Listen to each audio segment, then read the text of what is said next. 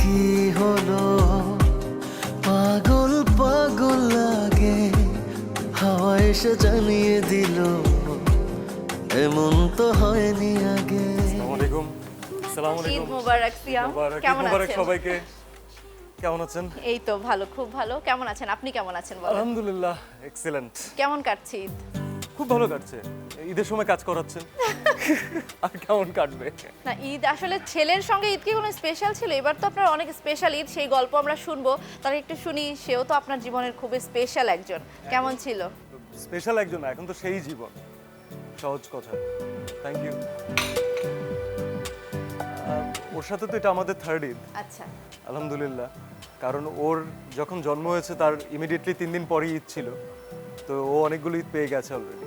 নায়করা কি ছেলেদের বা পরিবারকে নিয়ে শপিং টপিং এ যায়? কিভাবে যায় আসলে, মেইনটেইন করে কিভাবে? টু বি অনেস্ট, এটার সাথে নায়ক হওয়ার কোনো সম্পর্ক নেই। আমি যখন কিছু ছিলাম না তখনও আমি শপিং করতে পারতাম না। আচ্ছা, তো মানুষের থাকে না যে কিছু কিছু অপারগতা থাকে, তো এটা হচ্ছে আমার একটা অপারগতা।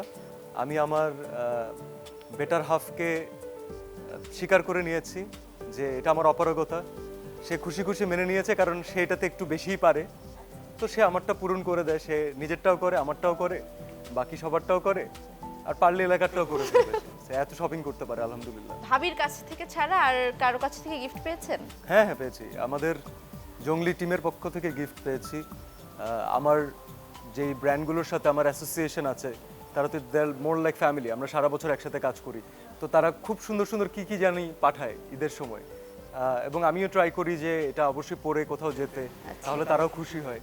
তো ইটস আ কম্বিনেশন। আমার শাশুড়ি আম্মু, আমার শাশুড়ি আম্মা উমরাতে গিয়েছিলেন, তো উনি আসার সময় আমার জন্য এটা নিয়ে এসেছেন। এটা আমি জিজ্ঞাসা করতে চেয়েছিলাম যে এটাও কি প্রমোশনের কোনো কিছু নাকি না, না, এটা না, একদমই পিওর গিফট? সব প্রমোশনের জন্য হয় না। এটা আমার আম্মুর দেয়া, শাশুড়ি আম্মার দেওয়া, এবং উনি উমরা থেকে নিয়ে এসেছিলেন। তো উনি বলছিলেন যে তোমাকে এটাতে খুব সুন্দর লাগবে। আসলেও আমরা লাগছে, আজকেই ভীষণ পরে। সুন্দর লাগছে। Thank you. আচ্ছা, ঈদ আসলেই একটা সালামি দেওয়ার একটা ব্যাপার থাকে। সালামি দেন নাকি পান, কোনটা? পাওয়ার সময় পার হয়ে গেছে আমার মনে হয়। এখন সবার এক্সপেকটেশন হচ্ছে যে সিয়াম ভাইয়া কত দিবে, সিয়াম আঙ্কেল কত দিবে, এই প্যাটার্নে। বাট ভালো লাগে, এখন দিতে ভালো লাগে। একটা থাকে না যে প্রত্যেকটা জিনিসের একটা সার্কেল ওয়াইজ জীবনে সবকিছু ঘটতে থাকে, তো একটা সময় আমরা নিয়েছি, একটা এখন আমাদের দেওয়ার সময়। এবার ঈদে কত টাকা মানে সালামি দিলেন বলেন তো? এইগুলা কখনো কাউন্ট করি না। ও, পানও তো নাই মনে হয়, পেয়েছেন? হ্যাঁ, বাবা আর মা বাবার- সবসময় দেয় আমাকে। ঈদের দিন সকালবেলা আমাকে, অবন্তীকে, আমার ছেলেকে, আমাদেরকে 1000 টাকার নতুন নোট দেয়। এটা একটা ট্রেডিশন। সেই অ্যামাউন্ট সেই মোটামুটি অনেক দিন ধরে একই রকমই আছে। তো আমি কমপ্লেন করেছিলাম আমার অ্যামাউন্ট বাড়ে না কেন, দ্রব্যমূল্যর দাম এত বেড়ে গেছে। এই ঊর্ধ্বগতি হ্যাঁ, এরিয়াতে ঊর্ধ্বগতিতে 1000 আমার টাকা সালামি বাড়ানো বাড়ে হোক। না কেন? আচ্ছা, সিয়াম তো অনেক জিম টিম করে, ডায়েট শায়েট করে।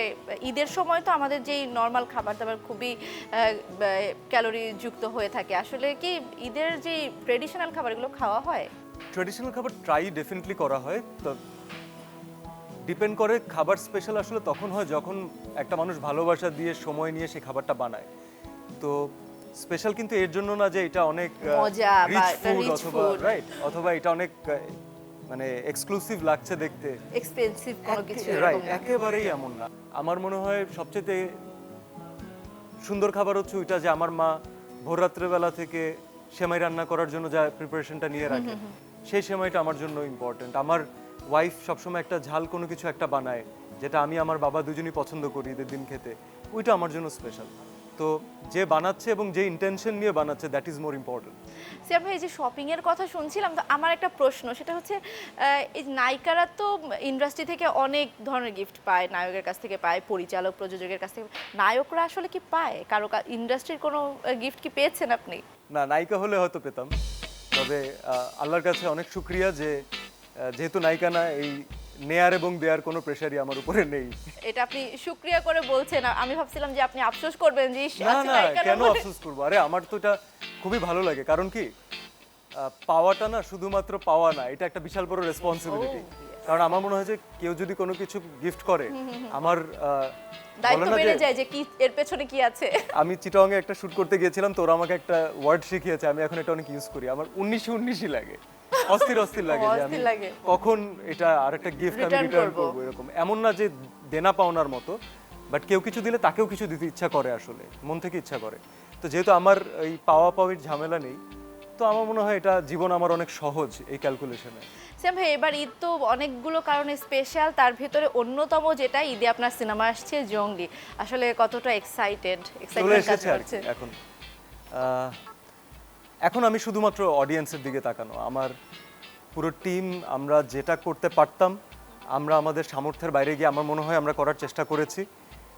আমরা এতটুকু নিজেরা কথা বলে ডিসাইড করেছি যে আমরা ওই মোমেন্ট পর্যন্ত কাজ করব যতক্ষণ মনে হয় যে আমাদের আর কিছু করার নাই। তো আমরা ওই মোমেন্ট পর্যন্ত আমরা থামবো না। আর দুঃখের বিষয় হচ্ছে এই মোমেন্টটা কখনো আসেই না।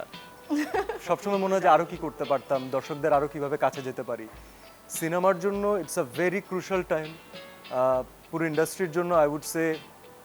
বিভিন্ন সংকট, বিভিন্ন প্রবলেম নিয়ে আমরা সবসময় কথা বলি, কিন্তু ঈদের সময়টা না প্রবলেম নিয়ে কথা বলতে ইচ্ছা করে না। ঈদের সময়টা আনন্দ ভাগাভাগি ভালো করে ভালো নিতে কথা ইচ্ছা করে, বলতে রাইট? ইচ্ছা করে। তো এই কাজটা আমরা যে 2 বছর অথবা তার অধিক সময় ধরে আমরা একটা টিম এই কাজের সাথে রিলেটেড, আমরা সবাই কিন্তু এর জন্যই ওয়েট করছিলাম যে কবে ঈদের সময় দর্শকদের মাঝখানে এই আনন্দটা আমরা আমাদের ছবির মাধ্যমে ছড়িয়ে দিতে পারবো। তো এখন যখন আমরা সেটা করে দিয়েছি, এখন শুধুমাত্র তাদের অপেক্ষা। বারুদ আগুন হাওয়া এক হইলেই ধোয়া। পুষ্পা কবির সিং জঙ্গি।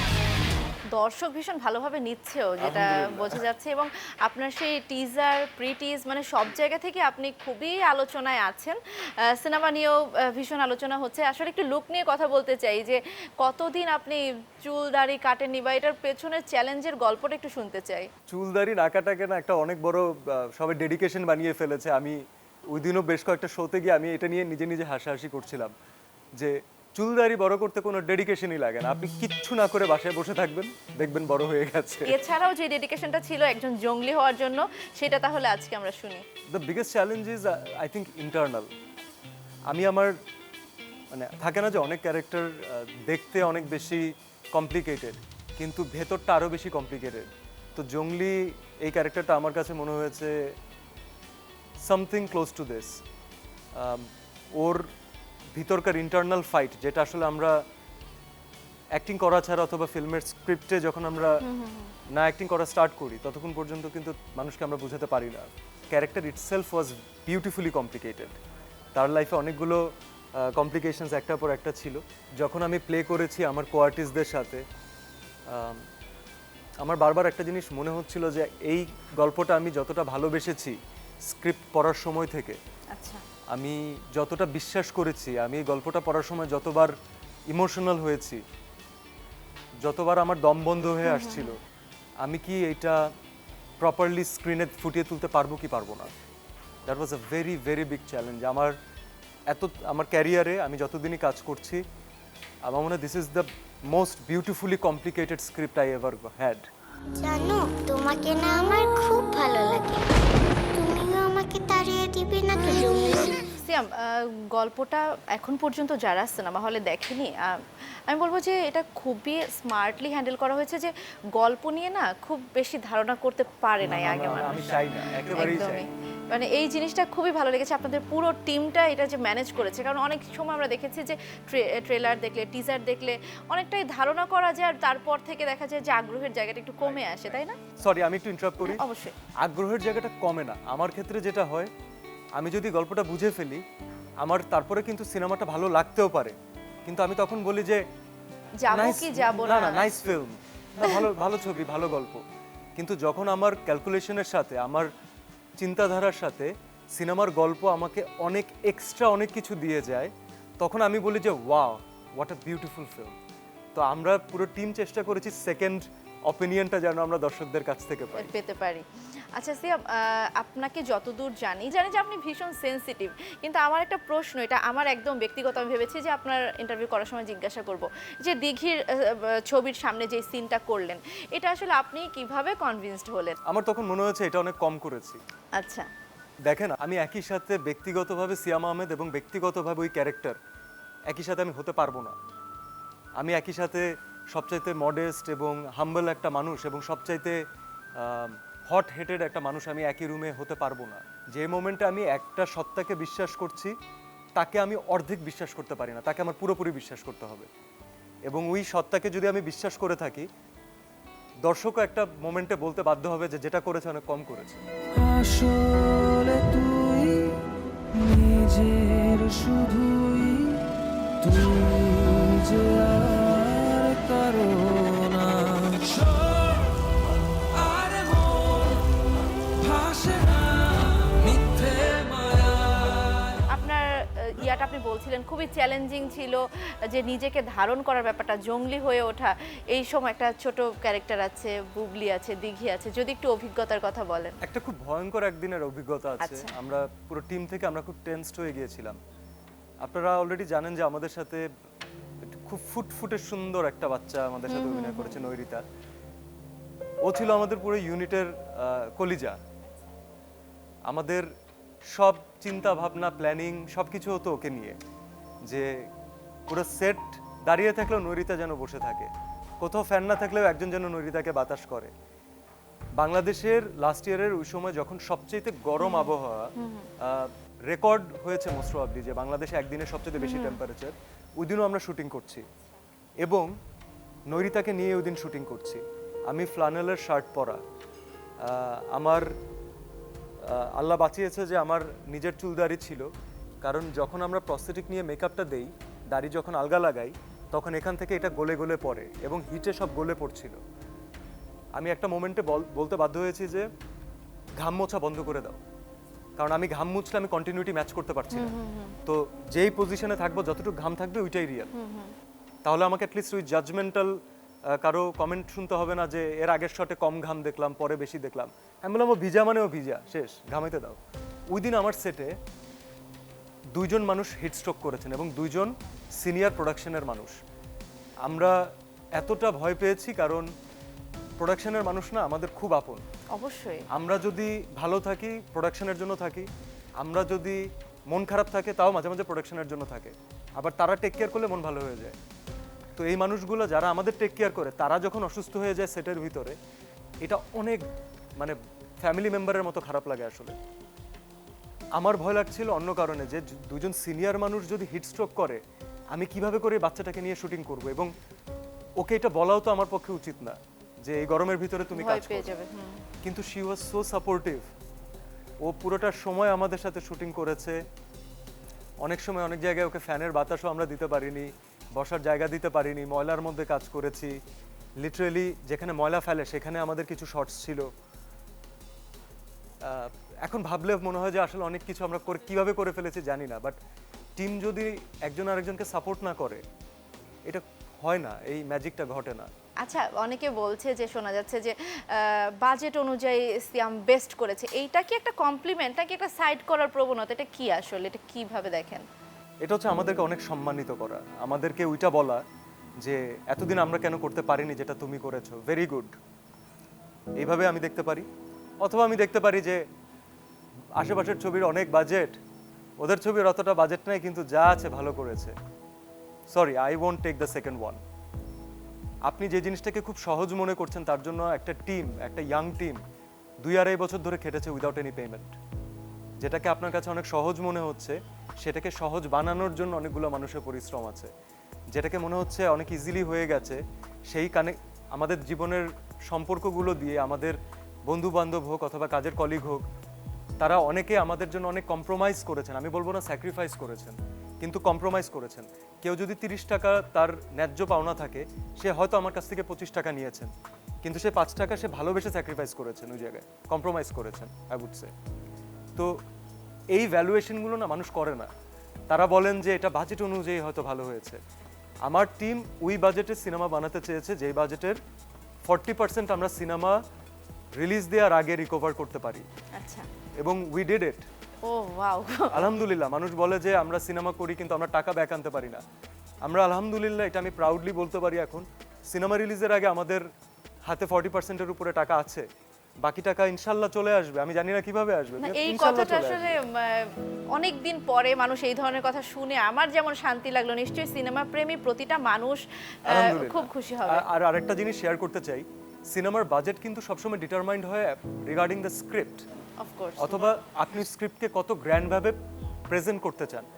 বিশ্বাস করুন, আপনি যদি আমার ডিরেক্টর রাহিমকে ঠিক 50 থেকে 60 কোটি টাকা দিতেন, ওই সেম সিনেমাটা সেম স্ক্রিপ্টে বানাতো, কিন্তু দেখতে অন্যরকম লাগতো। আপনি ওকে 100 কোটি টাকা দেন, ওইটাকে আমি জানি না অন্য কোনো একটা লেভেলে হয়তো হতো, আমরা অনেক বাইরে হয়তো তখন বিগ স্ক্রিনে কম্পিট করতে পারতাম, আই ডোন্ট নো। পিকচারাইজেশন অন্য লেভেলে নিয়ে যেতে পারতাম, আমরা সিজির কাজ অন্য লেভেলে নিয়ে যেতে পারতাম। হয় না যে একটা নতুন বউকে, একজন নববধূকে আপনি যত সাজাবেন, গয়না দিয়ে হোক, শাড়ি দিয়ে হোক, মেকআপ দিয়ে হোক, সে কিন্তু ততটাই সাজবে, এর কোনো শেষ নাই। এবার কিন্তু প্রত্যেকটা সিনেমা আলাদা আলাদা একটা গল্প, আলাদা আলাদা জনরার Flavor. বলা যায়। তো এই যে আমরা পত্রিকা বলি, মিডিয়ায় বলি, দেখছি 3 নায়কের লড়াই, কিংবা আরও তো অন্যান্যদেরও সিনেমা আসছে, অনেকগুলো সিনেমা আসছে। আসলে এই জিনিসটা আসলে লড়াই, এগুলো কি আমাদের বানানো নাকি আসলেও কোনো লড়াই প্রতিযোগিতা আছে? ব্যবসা, সব ব্যবসা এগুলো। এগুলো চ্যানেলের ব্যবসা, এগুলো নিউজ পেপারের ব্যবসা, এগুলা ফ্যান ক্লাবদের ব্যবসা। আর এই ব্যবসার মাঝখান থেকে সবচেয়ে বিউটিফুল জিনিস হচ্ছে প্রত্যেকটা জিনিস ঘুরে ফিরে সিনেমা ইন্ডাস্ট্রিকে প্লাস করছে। অবশ্যই। যে মোমেন্টে ব্রাজিল আলাদা খেলে, আর্জেন্টিনা আলাদা খেলে, মানুষজন অতটা ইন্টারেস্টেড থাকে না। যে মোমেন্টে ব্রাজিল আর আর্জেন্টিনার ম্যাচ হয়, কেউ ঘুমাতে পারে না। একদম। তবে এইটা করে না মাঝে মাঝে আমার লাগে হয়তো আল্লাহ তাআলা এখন আমাকে অনেকটা ফরচুনেট করেছেন যে এই লিস্টে আমার জায়গা হচ্ছে। কিন্তু একটা সময় তো আমিও অনেক ইয়াং ছিলাম, আমিও নিউ কামার ছিলাম, তখন অনেকের অনেক লড়াইয়ের হিসাব নিকাশে আমার নামটা থাকতো না, কিন্তু লড়াইতে কিন্তু আমিও ছিলাম। তো আমার খারাপ লাগে ওইটা চিন্তা করতে যে 3 জন লড়াই করছে আর বাকিরা কি পিছনে বসে তালি দিচ্ছে। না, যদি ফাইট করে তাহলে সবাই ফাইট করছে, যদি টিম গেম হয় তাহলে সবাই এক টিমে খেলছে। আমার এটা ভাবতে খুব ভালো লাগছিল ঈদের আগে যে দর্শক একভাবে প্রেজেন্ট করছে জিনিসটাকে, নিউজ চ্যানেল একভাবে প্রেজেন্ট করছে। আমার খুব ভালো লাগছিল যে নাইস, তাহলে সাকিব ভাইয়া, নিশো ভাইয়া, সিয়াম আহমেদ, সজল ভাইয়া, মোশাররফ ভাই, এই 4 জন ফাইনালি এক টিমে খেলতে পারছে। এবং যদি বিজনেস হয় তাহলে এই 4 জনই ইনশাল্লাহ সেই ক্রেডিট পাবে। This is a beautiful thing. এরা কেউ বিদেশের আর্টিস্ট না, এরা প্রত্যেকে আমার দেশের। সিয়াম ভাই, এই যে একটা ডায়লগ ছিল শুরুতেই, আমরা টিজারে দেখেছি, ডায়লগটা কি একটু দেওয়া সম্ভব? না, তাহলে একটা গান শোনা সম্ভব? সেটাও ডিপেন্ড করবে আপনি টিকিট কাটছেন কয়টা তার উপর। আমরা তো অবশ্যই ডেফিনেটলি ফার্স্ট ডে সময় ফার্স্ট থেকে অলরেডি দেখে সময় থেকে ফেলেছি। কি সবাই যাবে? সবাই যাবে, আপনার ভক্ত এই যে ক্যামেরার পিছনে যাবে সবাই যাবে সাক্ষী তো। ডান, তাহলে একসাথে দেখবেন এবং যদি পারি আমরাও জয়েন করব ইনশাআল্লাহ। ইনশাআল্লাহ। এত ভালোবাসা কি করে বাসলাম, বিধাতা জানে কেন কোন সেটানে এত কাছে আসলাম। বন্ধু গো শোনো, তুমি ছাড়া আমি ছাড়া তুমি, মানে হয় না কোনো। বন্ধু গো শোনো, তুমি ছাড়া আমি ছাড়া তুমি, মানে হয় না কোনো।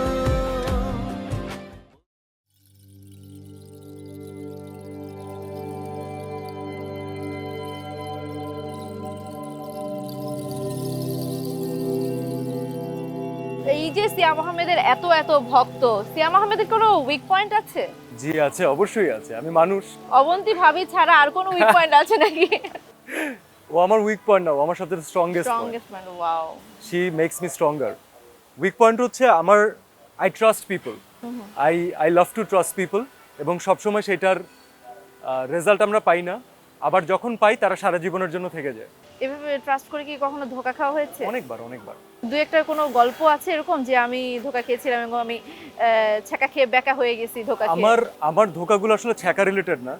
আমার ধোকাগুলো হচ্ছে আমার সাথে যারা কাজ করে, it's mostly my friends, my close ones, যাদেরকে আমি কাজের ক্ষেত্রেও বিশ্বাস করি, আমার সাথে এভরিডে লাইফে যাদের সম্পর্ক আছে, এরকমই আর কি ঘুরে ফিরে। কারণ একটা ছেলের কাছে তার ভালোবাসার মানুষ, গার্লফ্রেন্ড হোক, প্রেয়সী হোক, সে যতটা ইম্পর্টেন্ট তার থেকে কোনো অংশে তার বেস্ট ফ্রেন্ড, তার ছেলে বন্ধু একদমই তাই, কম ইম্পর্টেন্ট না, বরং বেশি ইম্পর্টেন্ট Right, সামটাইমস। right.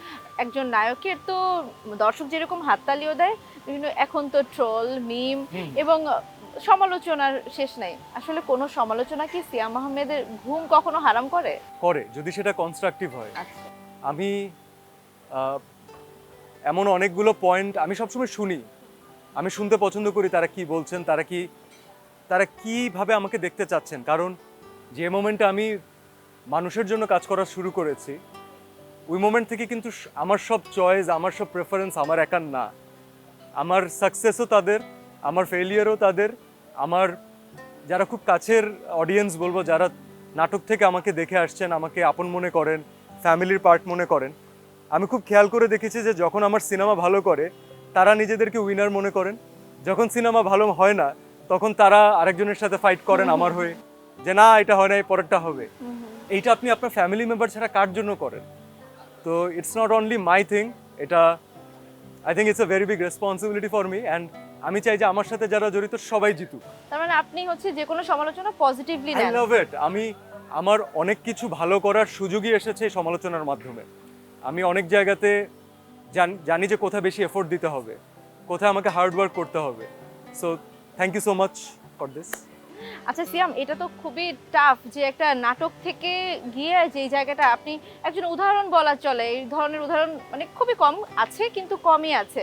নাটকের ইন্ডাস্ট্রিতে যেমন জনপ্রিয় ছিলেন, নায়ক হিসেবেও সমানভাবে জনপ্রিয়। আসলে এই জায়গাটা নিজেকে কিভাবে আপনি তৈরি করেছেন? তৈরি করিনি। প্রথম ফিল্মটা সবকিছু মানে টিমটা এত ইয়াং ছিল এবং টিমটার ভিতরে এত এনার্জি ছিল। আচ্ছা, আমাদের পরমন দুইয়ের কথা বলছি। অবশ্যই। তো তখন তো সিনেমা করার কোনো প্ল্যানই ছিল না। আমার আব্বা বলে দিয়েছিলেন অলরেডি যে না, তুমি ব্যারিস্টারি করো। প্র্যাকটিস করা বাদ দিয়ে তুমি অভিনয় করতেছো, এইটা অ্যালাউ করছি তোমাকে, এটাই অনেক।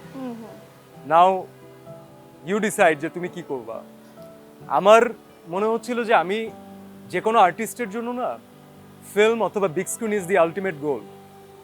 যে কোনো আর্ট ফর্মের জন্য আপনি সিঙ্গার হলে আপনার সবচেয়ে বড় স্বপ্নটাই থাকবে আপনার গানটা বড় পর্দায় দেখা যাবে, সব মানুষ টাকা দিয়ে দেখবে আপনাকে। This is a beautiful thing.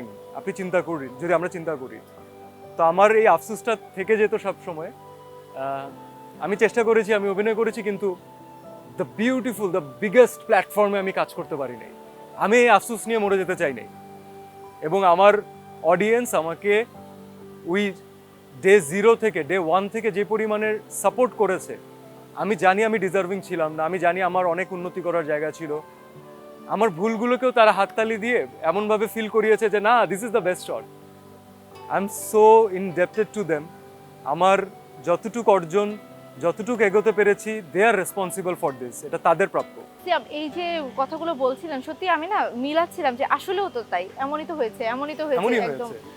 মানে এই। কিন্তু আপনাকে দেখে হয়তো অনেকে মনে করবে যে হ্যাঁ, তাহলে মনে হয় অনেক সহজ। আসলে ভেতরের গল্পটা যারা আমরা জানি, আসলে তো এত সহজ না। একটা পুরো অ্যারিনা ছেড়ে অন্য একটা জায়গায় নিজেকে ফিট করা এবং সেখানে নিজেকে প্রমাণ করা আসলে। যদি সহজ হতো আর সবাই করে ফেলতো, তাহলে কি একটা এত স্পেশাল প্রোগ্রামে স্পেশাল মানুষের সামনে দাঁড়িয়ে আমি কথা বলার সুযোগ পেতাম? ও মাই গড।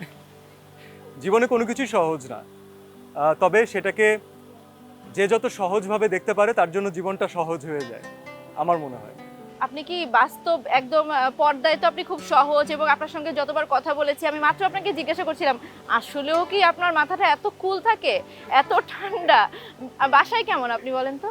বাসায় আমি একবারে সাইলেন্ট, পুরোপুরি। আমি সারাদিন কাজের জন্য আমাকে এত জায়গায় এত কথা বলতে হয়, নেসেসারি আননেসেসারি।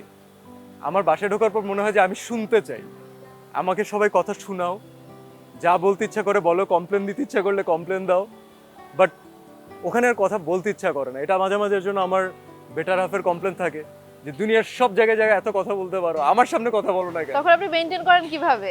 তখন তাকে সামলান কিভাবে? আমি একটুকু সামলে না, আমি ফ্যালফ্যাল করে তাকিয়ে থাকি। আমার মনে হয় লাইফের এমন একটা জায়গা থাকা দরকার যেখানে ছেলেরা তাদেরকে সাবমিট করতে পারে, যে তুমি ছেড়ে দেয়, যে আমি এটাই আমি, সামলে নাও তুমি। হ্যাঁ। আচ্ছা, বাসার কথা শুনছিলাম, একটা বয়সে এসে ছেলেদের মানে রেফারির ভূমিকা পালন করতে হয়। মানে সিয়াম আহমেদ কতটা রেফারি, যে মা বউ, কারণ আপনি তো অনলি চাইল্ড, তো আপনাকে তো সবকিছু ম্যানেজ করতে হয়। রেফারি কি ভালো নাকি কিভাবে? রেফারি manage করেন? কিভাবে? এই যে মা বউয়ের মাঝখানে একটা। মা বউ এক টিম, ও তাই নাকি? তারা এখন এক টিম হয়ে আমার উপরে হামলা করে। আমি অনেক দুঃখী আমার ছেলেও তাদের টিমে জয়েন করেছে, আমার টিমে কেউ নাই। তার মানে আপনার লাইফে ওই যে ওই রেফারি ভূমিকা পালন করতে হয় আমার না, মায়ের উল্টা সাথে আমার বউয়ের যে কি ভালো সম্পর্ক, এরা এরা আমার নামে প্লটিং করে, এরা কিভাবে আমার কোন কোন দোষ ধরা যায় এরা আগে থেকে যুক্তি করে রাখে। বাট আলহামদুলিল্লাহ আমি চাই যে এমন থাকুক, আমি একাই থাকি টিমে, মানে একাই 100 এরকম। ঘুরে না।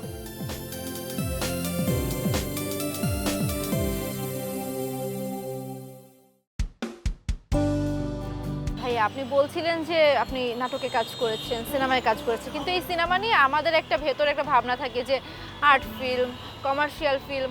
আবার যদি আমরা প্রশ্ন করি তখন আমাদের খুব সুন্দর করে বলা হয় যে না, সিনেমা মানে সিনেমা, এখানে কোনো আর কোনো বিভাজন নেই। আসলেও কি তাই?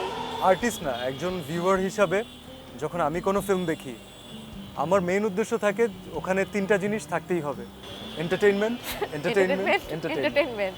আপনি আপনার গল্প বলবেন, আপনার যে কোনো গল্প আপনি বলতে পারেন, কিন্তু সেই গল্পটাকে কতটা এন্টারটেইনিং করতে পারেন, নাচ গান দিয়ে না, আপনার এলিমেন্টস দিয়ে। আমার খুব পছন্দের একটা ফিল্ম হচ্ছে লাইফ ইজ বিউটিফুল, আচ্ছা, রাইট? তো এই ছবির ভিতরে যে একটা বাবা আর ছেলের গল্প, সেই গল্পটাকে কিন্তু তারা অ্যাক্টিংয়ের মধ্যে থেকে তাদের প্লটের মধ্যে এন্টারটেইনিং করেছেন। সিনেমার প্লটে কিন্তু বিশ্বযুদ্ধ হচ্ছে, কিন্তু আমার ফোকাস হচ্ছে এই বাবা ছেলে কী করছে তার উপরে। এন্টারটেইনমেন্টের কোনো বিকল্প নেই। আপনাকে যদি সিনেমা হল সেভ করতে হয়, you have to make films which are entertaining. অনেক সময় বাজেটের দিকে আমরা দেখি যে বাজেট নিয়ে অনেক সময় কথা হয়। তো আপনি কি মনে করেন আসলে বাংলাদেশে যে আন্তর্জাতিক মানের যে সিনেমা, এখন আপনি হয়তো বলতে পারেন যে আন্তর্জাতিক মানের সিনেমা বলতে আপনি কি বুঝেন? যদি আমরা হলিউড বলি, বলিউড বলি, বা দক্ষিণী, এখন তো দক্ষিণী ইন্ডাস্ট্রির জয় জয়কার বলা চলে, চারপাশে RRR কিংবা পুষ্পার কথা শোনা যায়। সেটা যেটাই হোক, আসলে এই যে আমাদের দেশে যে ওরকম বিগভাবে ভাবা হচ্ছে না বা ভাবছে না, এটা আপনি বাজেটের স্বল্পতা বলবেন, নাকি আসলে ওই ধরনের সক্ষম ডিরেক্টর নেই, নাকি? না, এটা কেন বলবো? এটা বলার কোনো সুযোগই নেই। অনেক ভালো ডিরেক্টর আছেন, আরও ভালো ডিরেক্টর দরকার। আমি আমার জায়গাটুকু বলতে পারি, আমরা এখন পর্যন্ত প্রপারলি লোকাল মার্কেটের জন্য সিনেমা বানাতে পারছি না, আমরা ইন্টারন্যাশনালের জন্য কি বানাবো? যে একটা দুইটা সিনেমা যাচ্ছে, পুরস্কার নিয়ে আসছে, they are doing a fantastic job, কারণ অনেক না পাওয়ার মধ্যে থেকে তারা এই কাজটা করেছেন। বাট আপনি আমাকে পার্সোনালি জিজ্ঞেস করলে আমি বলবো, আমি যদি প্রডিউসিংয়েও থাকি, আমি যদি রাইটিং প্যানেলেও থাকি, আমি যদি অ্যাক্টিংয়েও থাকি, আমি ক্যামেরার পেছনেও যদি থাকি, আমি এখন সেই ছবিতে ইনভেস্ট করতে চাই যে ছবিটা আমার নিজের দেশের মানুষের লোকাল গল্প বলে। কারণ যতগুলো ইন্ডাস্ট্রির নাম আপনি বললেন, আপনি যত লোকাল কন্টেন্টে ফোকাস করবেন, সেই কন্টেন্টটা তত বেশি গ্লোবাল হয়ে দাঁড়াবে। কারণ আমার লোকালিটিতে কি হচ্ছে, আমি আজকে লুঙ্গি পরে কি কোন ক্যারেক্টারকে রিপ্রেজেন্ট করছি, এখানে একটা বাচ্চার সাথে কি ধরনের ব্যবহার করা হয়, এখানে একটা বাচ্চা মেয়েকে টেনশনে থাকতে হয় যে তার গায়ে কেউ খারাপ ইন্টেনশন নিয়ে টাচ করবে নাকি, এই গল্পগুলো আমাদের, এবং এটা আমাদের জানা দরকার, আমাদের বুঝতে হবে, আমাদের শিখতে হবে। যখন আমরা এগুলোকে অ্যাপ্রিসিয়েট করব, বাইরের মানুষ এটাকে অ্যাপ্রিসিয়েট করবে। আচ্ছা, আপনার কথা আরেকটা প্রশ্ন আসলো মাথায়, এই যে বাইরের কথা বলছিলেন, যেসব সিনেমা আমরা দেখেছি যে বাইরে বিভিন্নভাবে সমাদৃত হয়েছে, অনেক অনেক পুরস্কার পেয়েছে, কিন্তু দেখা গিয়েছে যে আমাদের যে এই জনরা, এখানে কিন্তু এই এলাকা, এখানে কিন্তু আপনার সেভাবে সমাদৃত হয়নি, মানুষ কিন্তু সেটাকে গ্রহণ করেনি। তাহলে আমরা সেটার অডিয়েন্সই না। আপনি যদি এমন কোনো মার্কেটে একটা প্রোডাক্ট বিক্রি করতে আসেন, ড্রাগন ফ্রুট বিক্রি করছেন, খুব সুন্দর দেখতে, এক্সিলেন্ট টেস্ট, প্রাইজিংও ভালো, কিন্তু সেই ড্রাগন ফ্রুট খাওয়ার মতো তো মেন্টালিটি থাকতে হবে, আমার এখানে বড়ই খেতে পছন্দ টেস্টটা করে, থাকতে হবে। আম খেতে পছন্দ করে, তাহলে মানুষ আম খাবে। কিন্তু আমের মধ্যে থেকে আপনি কিভাবে করে আপনার গল্পটাকে বলতে পারেন? সিয়াম তো সব করেছে, আর্ট ফিল্ম করেছে, করেছে। সিয়াম কমার্শিয়াল আর্ট করেছে। ফিল্ম বলবো না, মানে এটা সিনেমা হলে প্রপারলি রিলিজ করা, হয়তো দর্শক পরবর্তীতে এটা ডিজিটাল রিলিজে অনেক বেশি দেখেছে, ফেস্টিভ্যালে অ্যাওয়ার্ড পাওয়ার পরে দর্শক বেড়েছে, কারণ আমরা তো আরেকজন না বললে বিশ্বাস করি না যে ও ভালো, ভালো হ্যাঁ, বাইরে থেকে বলতে হয়। আচ্ছা, আপনি বলছিলেন যে প্রযোজনায় আসার ইচ্ছা আছে। আসলে আমি জানতে চাই, অনেকেই দেখা যায় কি অভিনয় করতে করতে অনেক সময় ডিরেকশন দেওয়ার ইচ্ছা থাকে, আসলে সেই ধরনের কোনো ইচ্ছা আছে কি? না।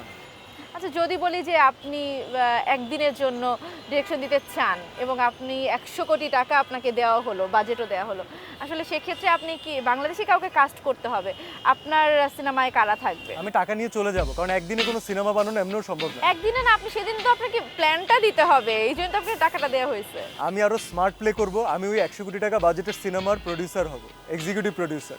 তখন আমি জানবো যে আমি কোন কোন জায়গায় কোন কোন খাতে টাকা স্পেন্ড করব, এবং সবার আগে আমি 20% টাকা সরিয়ে রাখবো, 25% টাকা, কারণ এটা আমার মার্কেটিংয়ে এবং প্রমোশনের সময় কাজে লাগবে, যেটার জন্য আমাদের জেনারেলি কোনো টাকাই থাকে না। আচ্ছা, যে প্রমোশনের কথা বলছেন, যে কোনো সিনেমা হয়ে যাওয়ার পর প্রমোশনের সময় আমরা অনেক সময় শুনেছি যে খুব ডিরেক্টর বলছে বা প্রোডিউসার বলছে যে প্রমোশনের সময় নায়ক নায়িকাদের পাওয়া যায় না, আসলে কি তাই? হ্যাঁ হ্যাঁ, ঠিক ঠিক তাই।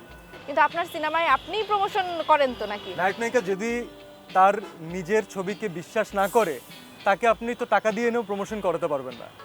আজকে আমি যদি আমার সিনেমা নিয়ে জেনুইনলি কি ফিল করি, দর্শক অনেক স্মার্ট ভাই। আমার কথা বলার প্যাটার্ন, আমি কি ওয়ার্ড চুজ করছি, কয়বার ফাম্বল করছি, তাতেই দর্শক বুঝে যায় যে আমি আমার ছবিতে বিশ্বাস করি কি করি না। বেশ ভালো একটি ছবি হয়েছে, আমার মনে হয় অডিয়েন্স খুবই এনজয় করবেন এই ঈদে। আপনাদের সবাইকে আমন্ত্রণ। না ভাই, এগুলোর দরকারই নাই, এগুলো পারি না। আমি আমার ফিল্মে বিশ্বাস করি, আমাকে বলার প্রয়োজন হয় না। আমার মনে হয় যে আমি আমার ডিরেক্টরের ছবির কথা বলতে আসি না, আমি আমার নিজের ছবির কথা বলতে আসছি। আচ্ছা, এই যে বললেন যে আঙ্কেল বলছিল যে পড়াশোনা ঠিক মতো করো, তোমাকে নাটক করতে দিছি তাই বেশি, তারপরে এই যে ল এর যে লাইফটা প্র্যাকটিসটা আপনি কি করেন এখন নাকি? অ্যাক্টিং ইটসেলফ এটা more than a full time job, you know that. Same as law কিন্তু more than a full time job. 9টা থেকে 5টা বলে আমার জীবনে না কিছু না, নাই। একদম ভিতরে ঢুকে যেতে হবে। It takes time. আপনি যদি কোনো জিনিসের উপরে অনেক বেশি বিশ্বাস করেন, আপনি এত বেশি বিশ্বাস করেন যে আপনার ডানে বামের মানুষজন বিশ্বাস করতে বাধ্য যে এটা হবে। এটাকে আমরা বলি ম্যানিফেস্টেশন। আমার বাবা মা প্রথম দিকে বিশ্বাস করেননি, তাদেরকে আমার পরিশ্রম, আমার চেষ্টা, আমার ফেলিয়ার, আমার আবার ঘুরে দাঁড়ানোর চেষ্টা, আমার হার না মানা, তারা মানতে বাধ্য হয়েছেন যে এই ছেলের বলে কোনো লাভ হবে না, এর থেকে ওরা ইন্সপায়ার করি, তাই বেটার ভালো। কিছু করুক। আর যখন অনেক বেশি এরকম বাবা মা প্রশ্ন করে, তখন আমার অ্যাওয়ার্ডের কেসের দিকে তাকাতে বলি, তখন বলি যে এই যে 2টা ন্যাশনাল অ্যাওয়ার্ড, এটা হচ্ছে এখানে কাজ করি দেখে, মানুষ ভালোবাসে দেখে, এটা হচ্ছে অ্যাচিভমেন্ট। আপনার মনে হয় কনভিন্সিং পাওয়ার খুব ভালো, যা বলা চলে। আমার বউ যদি বলতো আমি এটা মেনে নিতাম, বউ বলে না এটা। বউ তো অবশ্যই কনভিন্স কনভিন্স হয়েছে হয়েছে বলেই দেখে বউ হয়েছে। একদমই Right, তাই, right. এটাই বলছিলাম। আচ্ছা, এই যে সিনেমার কথা বলছিলেন যে আমি দর্শকদের এভাবে বলি না সেভাবে বলি না, আপনি আসলে জঙ্গলির দর্শকদের কিভাবে বলেন যে তারা যাতে সিনেমা হলে আসবেই? এই গল্প আমাদের ইন্সপায়ার্ড ফ্রম ট্রু ইভেন্টস। আপনার কোনো টেনশন নাই এই গল্প নকল হবে নাকি, এটার উত্তর আমি টিজারে আপনাদেরকে দিয়ে দিয়েছি, স্মার্টলি দিয়েছি আমার মনে হয়। আপনার যদি কোনো ফ্যামিলি থাকে, আপনার যদি কোনো বাচ্চা থাকে, আপনি যদি বাচ্চাদের পছন্দ করেন, অথবা আপনি যদি কারো সন্তান হন, আপনি আপনার ফ্যামিলির প্রত্যেকটা মানুষকে নিয়ে যদি এই ছবি দেখতে যান, আমার মনে হয় আপনি কিছু না কিছু নিয়ে ব্যাক করবেন। আমার কেন জানি দৃঢ় বিশ্বাস, কারণ ছবিটা আমরা ওই ভালোবাসা নিয়েই বানিয়েছি, ওই দরদ নিয়েই বানিয়েছি। ছবিটা বানানোর পরে আমরা সবাই যখন দেখেছি, আমরা ফিল করার ট্রাই করেছি যে দর্শকের টাকা খরচ করার আগে আমরা কি কনফিডেন্ট নাকি। সবাই এক বাক্যে স্বীকার হয়েছে যে হ্যাঁ, সব কিছু পারফেক্ট হয় নাই, হয়তো আরও বেটার করতে পারতাম, তবে যেটা আমরা বলতে চেয়েছি সেটাতে আমরা মনে হয় কোনো এক জায়গায় সফল। তো এর জন্য আমি দাওয়াত দিতে চাই, বলতে চাই দেখেন। আমরা আসলে সেটাই প্রত্যাশা করতে চাই। আসলে একটা লাস্ট প্রশ্ন যেটা আমি করতে চাই আপনাকে, সেটা হচ্ছে যে এই যে পরিবর্তন আমরা সবাই কিন্তু খুব পজিটিভলি নিয়েছি এবং খুব ভালো আছি।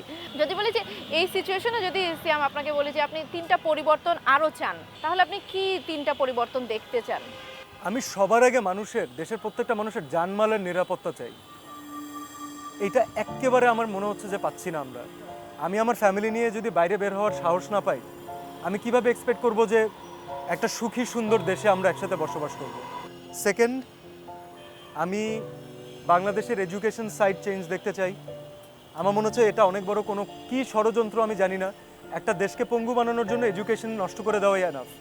আমাদের অলরেডি প্রাইমারি এডুকেশনের মধ্যে অনেক ঝামেলা আছে, তো আমরা যদি এটাকে ঠিক না করতে পারি এটার এফেক্ট আমরা পাবো, কিন্তু যখন পাবো 10-20 বছর পরে তখন অনেক আর লেট ঠিক হয়ে যাবে। করার কোনো মানে সুযোগ Right. নেই। আর থার্ড, বাংলাদেশের একটা জিনিস নিয়ে আমি কোনো মতেই হ্যাপি হতে পারছি না, দ্যাট ইজ আমাদের চিকিৎসা ব্যবস্থা।